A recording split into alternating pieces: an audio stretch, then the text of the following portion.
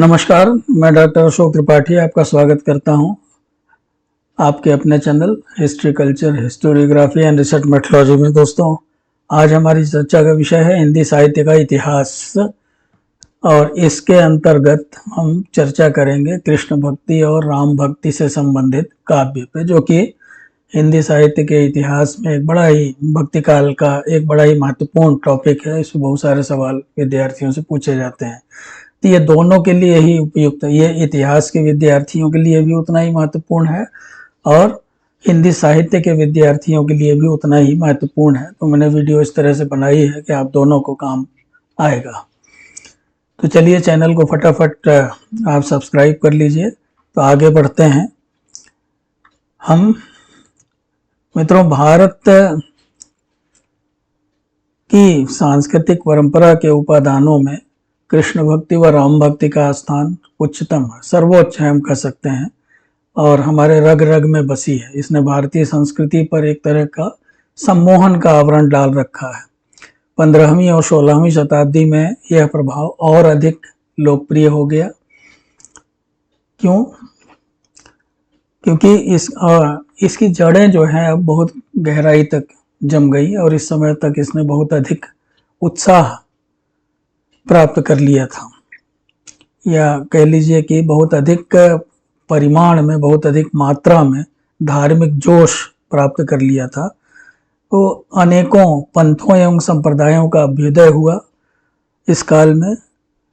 हम मध्यकाल की बात कर रहे हैं, और उन्होंने आम जनता को भगवान कृष्ण के ईश्वरीय प्रेम का उपदेश दिया और भगवान राम के ईश्वरीय प्रेम का उपदेश दिया। तो इस तरह से राम भक्ति और कृष्ण भक्ति काफ़ी लोकप्रिय हो गए मध्यकाल में। तो सबसे पहले हम कृष्ण भक्ति की बात करते हैं। कृष्ण के चरित्र का उद्भव और क्रमिक विकास किस प्रकार से हुआ, इसके बारे में हम चर्चा करते हैं। डॉक्टर ब्रजेश्वर वर्मा, जिन्होंने बहुत अच्छी पुस्तक लिखी है सूरदास के ऊपर भी, और उन्होंने एक पुस्तक लिखी है हिंदी साहित्य भाग। तो हिंदी साहित्य का जो दूसरा भाग है उसमें वो ये कहते हैं कि कृष्ण के चरित्र के उद्भव को क्रमिक रूप से अनुरेखित किया जा सकता है। और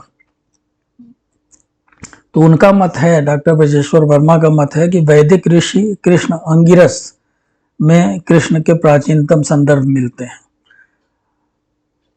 अर्थात ऋग्वेद में अंगिरस ऋषि के शिष्य कृष्ण का उल्लेख मिलता है। तो ऋग्वेद सबसे प्राचीन ग्रंथ है जहाँ पे कि हमें कृष्ण का उल्लेख मिलता है। छांदोग्य उपनिषद एवं कौशितक ब्राह्मण में भी कृष्ण का संकेत मिलता है।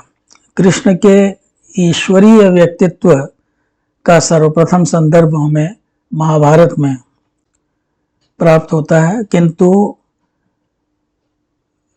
भागवत पुराण में कृष्ण के संपूर्ण जीवन चरित्र का चित्रण दैवी रंगों में किया गया है, और यही ग्रंथ यानी भागवत पुराण बाद के लेखकों के लिए आधार बना। तो इस तरह से हमने ये देखा कि कहाँ से कृष्ण के चरित्र का उद्भव हुआ, कैसे उसका विकास हुआ। तो अगर हम एक एक चीज़ की चर्चा करेंगे तो वीडियो बहुत लंबा हो जाएगा, इसलिए हमने आपके स्क्रीन में भी डाल दिया है कि कहाँ कहाँ से हमें उनके बारे में जानकारी मिलती है। तो इतिहासकारों में प्राचीन ग्रंथों के संबंध में विवाद है। अब डॉक्टर HD सांकलिया, जो कि आर्कियोलॉजिस्ट थे, और तो वो इतिहासकारों के एक समुदाय का प्रतिनिधित्व करते हैं। उनके नेतृत्व में इतिहासकारों के एक समुदाय का अभ्युदय हुआ, जिन्होंने महाभारत की ऐतिहासिकता पर प्रश्न चिन्ह लगाते हुए कुछ प्रश्न उठाए हैं। उन्होंने महाभारत की ऐतिहासिकता को ललकारा है और वे श्री कृष्ण को मात्र एक छोटा सा सरदार मानते हैं। तो यह मत डॉक्टर AD पालिशकर के मत के बहुत नज़दीक होता है। डॉक्टर AD पालिशकर जो थे वो एक जाने माने इतिहासकार थे, और उन्होंने एक पुस्तक लिखी थी epics and Puranas of India. Epics and Puranas of India में वो ये कहते हैं कि Krishna was a chieftain or human hero who attained divinity at least since 3rd century BC।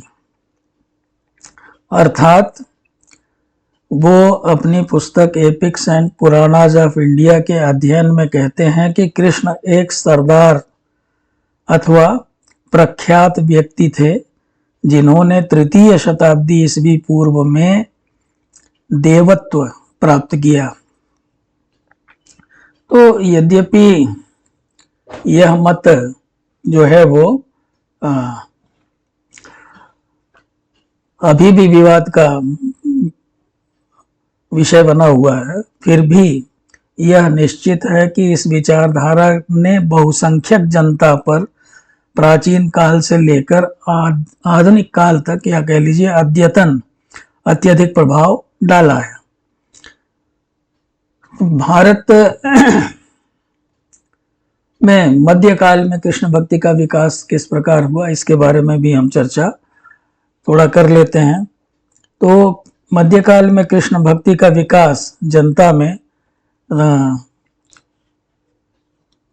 दक्षिण के अलवार संतों के माध्यम से हुआ। तो चूंकि उस समय राजनीतिक परिस्थिति, आर्थिक परिस्थिति, ये सब जो है बहुत अजीब स्थिति में था। मतलब धार्मिक स्थिति की अगर हम बात करें तो धार्मिक स्थिति उस समय बड़ी दयनीय थी। सामान्य जनता की धार्मिक भावना उस समय दबी सी जा रही थी, उसका मन धर्म से दूर होता चला जा रहा था। तो लोगों की इस अवस्था के लिए बहुत सारे वज्रयानी, कापालिक, नाथपंथी, योगी आदि जिम्मेदार थे, और ये लोग तीर्थाटन, पर्व, स्थान आदि की निस्सारता का प्रचार कर रहे थे। लेकिन बदले में वे जनता पर अपनी रहस्यदर्शिता की धाक भी जमा रहे थे। तो सामान्य जनता का विश्वास तंत्र मंत्र, अलौकिक सिद्ध योगियों की ओर प्रेरित हुआ। तो तात्पर्य यह है कि मुसलमानों के भारत आगमन के समय जो सच्ची धर्म भावना थी उसका काफी अंशों तक ह्रास हो गया था। तो शिक्षित लोगों के ऊपर भी उपर्युक्त जो योगी थे उनका असर पड़ा था, और वे इधर उधर पड़े अपना कार्य करते जा रहे थे। इसके अलावा मित्रों, राजनीतिक स्थिति का जहां तक संबंध है तो ये समय जो था राजनीतिक उथल पुथल का समय था, और मुसलमानों द्वारा इस्लामी राज्य की स्थापना के दौरान हिंदू जनता को अनेक कष्ट सहने पड़े। मंदिरों के तोड़े फोड़े जाने और पूज्य पुरुषों के अपमान का एक तरह से आप कह लीजिए असह कष्ट उनको सहना पड़ा चुपचाप। तो देश उस समय अनेकों राजनीतिक, सामाजिक, आर्थिक कठिनाइयों से जूझ रहा था, और ऐसे में जो आम जनता थी वो हताश हो गई थी, निराश हो गई थी। तो हताशा और निराशा में जो है वो भक्ति ही एकमात्र रास्ता बचा था, और जो कि लगता था जनता को कि उनसे मतलब उनकी कठिनाइयों से भक्ति ही उनको निजात दिला सकता था। तो इसी राजनीतिक, धार्मिक, आर्थिक परिस्थिति में बहुत सारे कालदर्शी भक्त कवि उत्पन्न हुए जिन्होंने जनता के हृदय में दबी हुई भक्ति को जगाने का प्रयास किया। तो भक्ति शब्द लोगों के लिए नया नहीं था। भक्ति का स्रोत सर्वप्रथम दक्षिण में खुला और धीरे धीरे उत्तर भारत में फैल गया। तो जैसे हमने आपको कहा कि दक्षिण के अलवार संतों ने के माध्यम से भक्ति का विकास जो है वो आम जनता में हुआ। तो यह कृष्ण के अलवार जो थे वो कृष्ण के चित्ताकर्षक व्यक्तित्व एवं अलवार संतों का प्रभाव ही था। तो कृष्ण का चित्ताकर्षक व्यक्तित्व और अलवार संतों का प्रभाव ही था जिसके कारण रामानुज के बाद वेदांती वल्लभाचार्य, निम्बार्क, मध्वाचार्य आदि ने कृष्ण को ब्रह्म का अवतार माना और उन्हें अपने दार्शनिक ललक का विषय वस्तु बनाया। तो इन चिंतकों में वल्लभाचार्य सबसे अधिक महत्वपूर्ण है और कृष्ण भक्ति के प्रसार में इनका बड़ा योगदान था। तो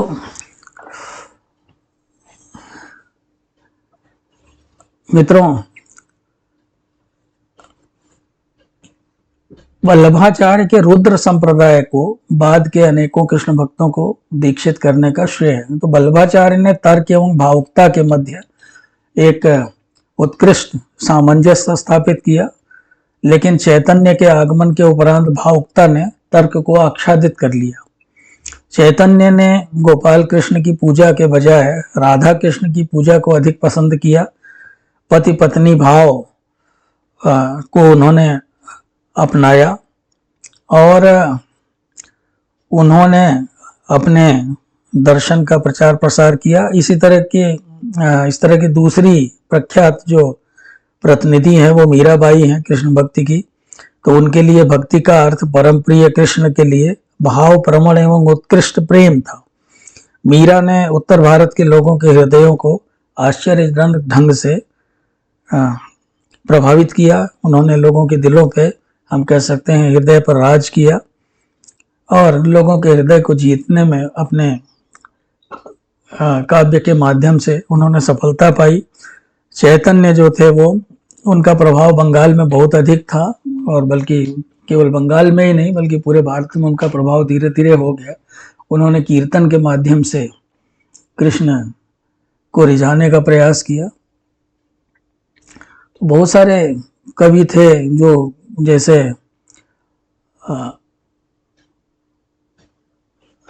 आप अपने स्क्रीन पे देख सकते हैं, उनके नाम मैंने लिख दिए हैं, जैसे वल्लभाचार्य, सूरदास, नंददास, परमानंद दास, मीराबाई, नरोत्तम दास, रसखान, स्वामी हरिदास, ध्रुवदास और अष्टछाप के कवि सारे जयदेव, विद्यापति आदि ने अपने काव्य के माध्यम से कृष्ण भक्ति की धारा को पल्लवित और पुष्पित किया। भक्त कवि सूरदास, जिन्होंने कि कृष्ण भक्ति के सखा भाव नामक पहलू को प्रज्वलित किया, उनका उल्लेख किए बिना कृष्ण भक्ति के विकास की कहानी अधूरी रह जाएगी। ब्रज भाषा में रचे गए सूरदास के जो भक्ति के पद हैं वो जनता में बहुत लोकप्रिय हुए और कृष्ण भक्ति के प्रचार एवं प्रसार में महान योगदान दिया। बल्कि कृष्ण की बाल लीलाओं का जैसा वर्णन सूरदास ने किया है, जिसे वात्सल्य वर्णन कहा जाता है, वैसा वर्णन अन्यत्र कहीं देखने को नहीं मिलता। कृष्ण के बालक रूप की एक एक गतिविधि का, इसी तरह से सूरसागर का जो अंश भ्रमर गीत सार है, तो उसमें उन्होंने गोपियों के विरह का जैसा वर्णन लगभग 700 पदों में किया है। वहाँ पे उनकी वाग विदग्धता दिखाई देती है, वहाँ पे जो उनकी मौलिकता है वो सामने आती है। तो समकालीन समाज पे कृष्ण भक्ति के प्रभाव की बहुत चर्चा है, उसकी हम बात करेंगे। लेकिन इसके पहले एक बात हम ये कहेंगे कि एक वैष्णव कृष्ण भक्त कवियों की एक बड़ी देन यह है कि संप्रदाय के स्तर पर कृष्ण भक्ति के विविध रूपों का पल्लवन, और उसमें बहुत सारे कृष्ण भक्ति से संबंधित संप्रदाय बन गए थे। जैसे वल्लभ संप्रदाय की हमने चर्चा की, राधा वल्लभ संप्रदाय, निम्बार्क संप्रदाय, हरिदासी संप्रदाय, गौड़ीय संप्रदाय, और ये आज भी बने हुए हैं। और इन्होंने कृष्ण भक्ति के प्रचार प्रसार में अपने काव्य रचनाओं के माध्यम से और अपनी गतिविधियों के माध्यम से बहुत योगदान दिया। तो इनमें बहुत सारे कवि हैं, शताधिक कवि हैं, जिन्होंने राधा कृष्ण की मनोहारी लीलाओं का मनोहारी शैली में ही वर्णन किया है। अब कृष्ण भक्ति के समाज पर प्रभाव की बात अगर हम करें तो समकालीन समाज पर कृष्ण भक्ति के प्रभाव की इतिहासकारों के एक समुदाय ने आलोचना भी की है। उनके अनुसार इसने भारतीय समाज पर बुरा प्रभाव डाला। संप्रदाय विशेष रूप से सखी संप्रदाय विलासिता के केंद्र हो गए। इन इतिहासकारों के अनुसार यह कृष्ण भक्ति का ही प्रभाव था जिससे कि दक्षिण के मंदिरों में देवदासी प्रथा का अभ्युदय हुआ।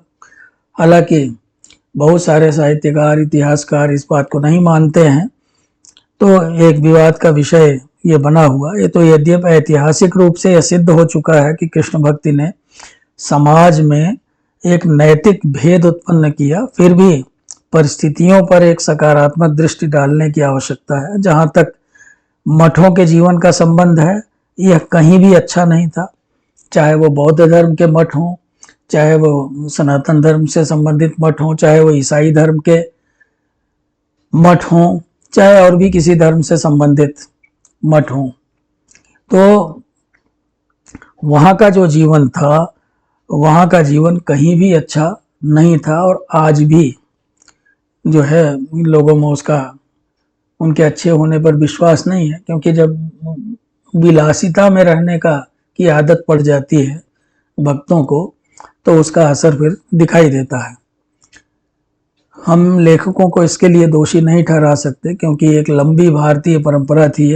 विद्वानों ने अवतार के चरित्र को अनुप्राणित करने के बजाय उसके व्यक्तिगत जीवन की व्याख्या विस्तृत ढंग से की। मध्यकाल में ही इसका कुछ बुरा असर पड़ा, इसलिए यह विचारधारा का दोष नहीं अपितु कुटिल मस्तिष्क का दोष था जिसने इसे सांचे में ढाला। फिलहाल इसमें कोई संदेह नहीं कि कृष्ण भक्ति के विकास के साथ साथ ईश्वर के प्रति आसक्ति एवं दिव्य प्रेम की ज्योति प्रज्वलित हुई, जो कि हमारे सामाजिक एवं धार्मिक जीवन का एक अविच्छिन्न अंग है। तो मित्रों, ये तो थी कृष्ण भक्ति और कृष्ण काव्य की बात। आइए अब हम राम भक्ति और उसके राम भक्ति से संबंधित काव्य की चर्चा भी कर लें। तो भारतीय संस्कृति का यह एक विशिष्ट लक्षण रहा है कि इसने सदैव भिन्न भिन्न विचारधाराओं की प्रवाह रेखाओं को अपने अंदर समाहित किया है और उनके विकास के लिए अनुकूल वातावरण उपस्थित किया। आप देखते हैं यहाँ बहुत सारी विचारधाराएं, केवल राम और कृष्ण ही नहीं, बौद्ध धर्म था, जैन धर्म था, सिख धर्म था, ऐसे और भी न जाने कितने धर्म थे जिनका उदय हुआ और उनके लिए उचित वातावरण भी यहाँ पे मिला। और आज भी बहुत सारे संप्रदाय जो है वो बने हुए हैं, फल फूल रहे हैं। तो ये भारतीय संस्कृति की इसी उदार प्रकृति का ही परिणाम था, जिसके कारण मध्य युग में राम भक्ति एवं कृष्ण भक्ति अपने विकास के यौवन पर पहुंच गए। तो विशेष बात यह है कि दोनों ही धाराओं का विकास एक ही समय में, एक ही शताब्दी में हुआ। मध्यकाल में राम भक्ति की ध्वजा संत तुलसीदास ने फहराई। ऋग्वेद, ऐत्रेय ब्राह्मण एवं शतपथ ब्राह्मण में हमें राम शब्द के प्राचीनतम उल्लेख मिलते हैं। बौद्ध ग्रंथों में भी, जैसे दशरथ जातक, पौम चरियु आदि में भी राम का उल्लेख मिलता है। तो राम कथा का जो सबसे विस्तृत एवं प्रामाणिक वर्णन हमें मिलता है वो वाल्मीकि रामायण में प्राप्त होता है, जो कि राम से संबंधित आगे रचे जाने वाले साहित्य का आधार बना। तो मित्रों, राम भक्ति की धारा के प्रवर्तक मध्यकाल में रामानंद जी थे और इस धारा के सबसे बड़े कवि तुलसीदास थे, जिन्होंने रामचरितमानस, विनय पत्रिका, कवितावली, गीतावली, दोहावली, जानकी मंगल, बरवय रामायण आदि अनेक अमर ग्रंथों की रचना की। और इनमें रामचरितमानस सबसे अधिक लोकप्रिय हुआ, सबसे अधिक प्रसिद्ध हुआ। और आज भारत के घर घर में जिनको भी राम में आस्था है उनके घर में आपको रामचरितमानस की प्रति मिल जाएगी। तो मध्य युग में राम की भक्ति की पताका रामचरितमानस की रचना करने वाले राम भक्त कवि तुलसीदास ने पराकाष्ठा तक पहुंचा दिया। तो तुलसीदास की विशेषता ये थी कि उनके राम जो थे वो मर्यादा पुरुषोत्तम थे। तुलसीदास जी के द्वारा प्रसारित नैतिकता एवं अनुशासन की चर्चा करते हुए इतिहासकारों का यह कहना है कि राम भक्त की यह प्रवृत्ति कृष्ण भक्ति के विरुद्ध एक प्रतिक्रिया थी। कुछ इतिहासकार ऐसा कहते हैं, लेकिन ऐसा था नहीं। इसमें कोई संदेह नहीं कि कुछ स्थानों पर प्रतिक्रिया हुई थी जो कि कृष्ण भक्ति द्वारा उत्पन्न की गई थी, किंतु इससे यह कहना कि तुलसीदास ने अपने विचारों का प्रसार सारहीन प्रतिक्रिया के लिए किया था, यह तुलसीदास को नीचा दिखाने के सिवा और कुछ नहीं होगा।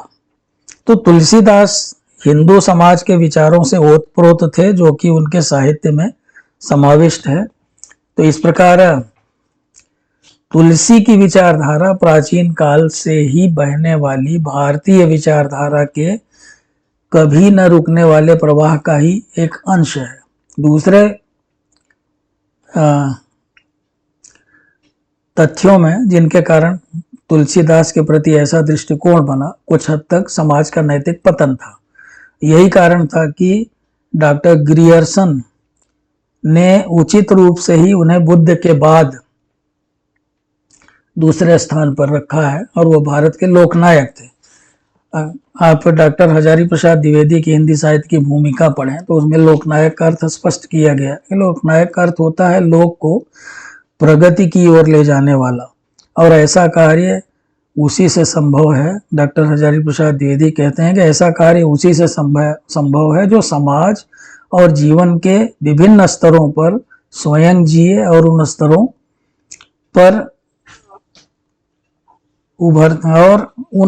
पर उभरते हुए या उभरे हुए अंतर विरोधों को अनुभव करे। तो इन अंतर विरोधों से उत्पन्न होने वाले प्रतिरोधों का दूरीकरण हो, जिसके लिए समन्वय का सूत्र ढूंढ निकालने की आवश्यकता होती है। दूसरे शब्दों में भारतवर्ष का लोकनायक वही हो सकता है जो समन्वय कर सके। तो हजारी प्रसाद द्विवेदी ने स्पष्ट किया है कि तुलसीदास लोकनायक क्यों थे, क्योंकि वो समन्वय कर सकते थे। उन्होंने जीवन के किसी भी पक्ष को नहीं छोड़ा, सब पक्षों के साथ उनका सामंजस्य है। लोक एवं शास्त्र का समन्वय किया उन्होंने, गृहस्थ और वैराग्य का समन्वय किया, भक्ति और ज्ञान का समन्वय किया, भाषा एवं संस्कृति का समन्वय किया, निर्गुण एवं सगुण का समन्वय किया, कथा एवं तत्व ज्ञान का समन्वय किया, ब्राह्मण और चांडाल का भी समन्वय किया, पांडित्य और अपांडित्य का भी समन्वय किया। तो रामचरितमानस शुरू से लेकर आखिर तक समन्वय का ही काव्य है। मित्रों, तो राम भक्ति की जो धारा थी, इस धारा के जो दूसरे कवि थे वो अग्रदास, नाभादास, हृदय राम, प्राणचंद्र चौहान, केशवदास आदि थे, जिन्होंने अपनी ढेर सारी रचनाओं में राम भक्ति को पल्लवित पुष्पित किया। तो तुलसीदास के अलावा जैसे इन कवियों के नाम हमने लिखे हैं, भक्तमाल जैसे थे, वो भक्तमाल के रचयिता कौन थे? भक्तमाल के रचयिता नाभादास थे। नाभादास राम भक्त कवियों में बड़े महत्वपूर्ण समझे जाते हैं। इसी तरह से रामचंद्रिका के रचयिता केशवदास का नाम भी इस संबंध में विशेष रूप से उल्लेखनीय है। रामचंद्रिका को महान साहित्यिक ख्याति प्राप्त हुई, किंतु उन कवियों में कोई भी तुलसीदास जितनी ख्याति अर्जित नहीं कर सका। इसलिए कहा भी गया है ना, किसी कवि ने कहा है कि सूर सूर तुलसी शशि उद्गुण केशव दास, अन्य कवि खद्योत सम जहता करे प्रकाश। सूरदास को सूर्य जैसा बताया गया है, तुलसीदास को चंद्रमा जैसा बताया गया है, और केशवदास को जुगनू जैसा बताया गया है। चूर सूर तुलसी शशि उद्गुण केशवदास। तो बाकी जो कवि हैं वो सामान्य श्रेणी में आते हैं। राम भक्ति और कृष्ण भक्ति काव्य में एक मूलभूत अंतर है।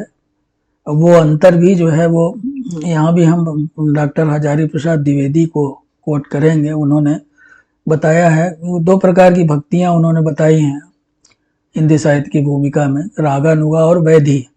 तो राम भक्ति और कृष्ण भक्ति में जो मूलभूत अंतर है वो यह है कि कृष्ण भक्ति रागानुगा है और राम भक्ति वैधी है। तो कृष्ण भक्ति में अब जैसे आप देखें, राम भक्ति तो ये रागानुगा और वैधी भक्ति है क्या, इस पे हम बात कर लें। तो पहले प्रकार की जो भक्ति है वो रागानुगा है और दूसरे प्रकार की वैधी है। रागानुगा भक्ति में असीम भाव प्रवणता का प्राधान्य रहता। ध्यान दें, रागानुगा भक्ति में असीम भाव प्रवणता का प्राधान्य रहता है, किंतु वैधी भक्ति में उन्मत्त हर्षोन्माद अथवा भाव प्रवणता नामक कोई चीज नहीं होती और भक्त को अपने कर्तव्यों के प्रति भी सचेत रहना पड़ता है। दूसरे शब्दों में और सरल शब्दों में समझाएं तो हम ये कह सकते हैं कि जो कृष्ण भक्ति है, रागानुगा भक्ति जो है, एक बाढ़ के समान है। वो सब कुछ अपने अंदर समाहित कर लेती है, सब कुछ बहा ले जाती है। लेकिन जो वैधी भक्ति है, वो वैधी भक्ति जो है वो एक मर्यादा के भीतर चलती है, वो मर्यादा की सीमाएं नहीं लागती है। तो राम भक्ति एवं कृष्ण भक्ति में जो मूलभूत अंतर है वो यही है कि कृष्ण भक्ति रागानुगा है और राम भक्ति वैधी है। तो इस मूलभूत अंतर के उपरांत हम देखते हैं कि कृष्ण भक्ति जो है वो मधुर भाव अथवा ईश्वर के कोमल एवं स्नेहमय प्रकृति पर केंद्रित है, जबकि राम भक्ति में ऐश्वर्य भाव देखा जा सकता है और वो ईश्वर की दया पर केंद्रित है। जब एक कृष्ण भक्त ईश्वर की स्नेहमय एवं कोमल प्रकृति की आराधना करता है तो वह ईश्वर की कल्पना अपने मन में एक मित्र की तरह करता है और यहाँ उसके मन में सखा भाव उत्पन्न होता है, मधुर भाव, सखा भाव। और बहुत सारे कृष्ण भक्त जो हैं वो पति पत्नी भाव से कृष्ण की आराधना करते हैं। तो इस तरह से हम ये देखते हैं कि राम भक्ति जो है उसमें ऐसी बात नहीं है। राम भक्ति में ईश्वर की उदारता एवं दया भक्त को उसकी कमियों का ज्ञान करा देती है। इसलिए एक राम भक्त एक सेवक के मार्ग का अनुसरण करता है, यानी सेवा भाव से। जैसे तुलसीदास लिखते हैं, सेवत सुलभ सकल सुखदायक प्रणत पाल सचराचर नायक। सेवा से ही ईश्वर को वो ये कहते हैं कि भक्ति जो है, तुलसीदास कहते हैं कि भक्ति कृपा साध्य नहीं है बल्कि क्रिया साध्य है। सॉरी, क्रिया साध्य नहीं है। तुलसीदास कहते हैं कि भक्ति क्रिया साध्य नहीं है बल्कि कृपा साध्य है। जब तक राम की कृपा नहीं होगी, आवत यही सर अति कठिनाई, राम कृपा बिनु आय न जाई। तो इसलिए एक राम भक्त सेवक के मार्ग का अनुसरण करता है, अर्थात वह दास्य भाव एवं सेवक सेव्य भाव से ईश्वर की आराधना करता है। मित्रों, भक्ति काल के श्रेष्ठतम काव्य कृष्ण और राम से संबंधित काव्य हैं और इन्हीं दोनों में श्रेष्ठतम काव्य मिलता है। दोनों ही हमारे धार्मिक जीवन के दो महान पक्ष हैं। दोनों का एक ही परमार्थ है, ईश्वर से निकटता प्राप्त करना। कुछ यूरोपीय इतिहासकार, विशेष रूप से डॉक्टर ग्रियर्सन ने यह दिखाने का प्रयास किया है कि दास्य भाव का विचार ईसाई प्रभाव का परिणाम था, किंतु आधुनिक इतिहासकारों ने इस विचार को मानने से साफ साफ इनकार कर दिया है, क्योंकि दास्य भाव का विचार बहुत प्राचीन काल से ही भागवत धर्म में निहित था। राम भक्ति एवं कृष्ण भक्ति में एक अन्य अंतर यह है कि भगवान कृष्ण के व्यक्तिगत जीवन के कार्य ही कृष्ण भक्ति से मुख्य रूप से संबंधित हैं, किंतु राम भक्ति भगवान राम की दया एवं उदारता को गौरवान्वित करने के उद्देश्य से राम के जीवन के प्रत्येक पहलू पर दृष्टिपात करती है। अंत में हम कह सकते हैं कि दोनों ही, राम भक्ति एवं कृष्ण भक्ति, हमारे धार्मिक जीवन के दो महान पक्ष हैं और दोनों का परमार्थ, जिसे अंग्रेजी में कहते हैं सम्मम बोनम, एक ही है। और वो क्या है? ईश्वर की अधिकाधिक निकटता प्राप्त करना। किंतु दोनों के रास्ते अलग अलग हैं। एक को अत्यधिक भाव प्रवणता अच्छी लगती है और दूसरे को कर्तव्य की भावना से युक्त निर्दिष्ट भक्ति। तो मित्रों, बहुत बहुत धन्यवाद। आपको कृष्ण काव्य और राम काव्य या कृष्ण भक्ति और राम भक्ति का अंतर थोड़ा बहुत संभवतः मैं समझाने में सफल हुआ होऊंगा। यदि आपको वीडियो अच्छा लगा हो तो आप वीडियो को लाइक करें, चैनल को सब्सक्राइब करें, अपने दोस्तों के साथ शेयर करें और अपने कमेंट भी अवश्य लिखें। जल्दी हाजिर होते हैं कोई नया वीडियो लेके। तब तक के लिए नमस्कार।